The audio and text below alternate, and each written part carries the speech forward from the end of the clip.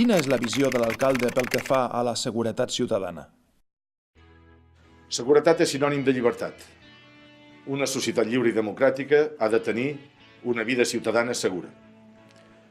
No fa gaires dies que em deia una conciutadana que és d'origen d'un país de Centroamérica las siguientes palabras. Ustedes no se dan cuenta del valor de la seguridad en sus calles, en sus escuelas, en sus espacios públicos, en sus comercios, en el conjunto de su ciudad. Aquest és un valor que quan no es té és quan es nota molt que no hi és, i quan es té no es valora.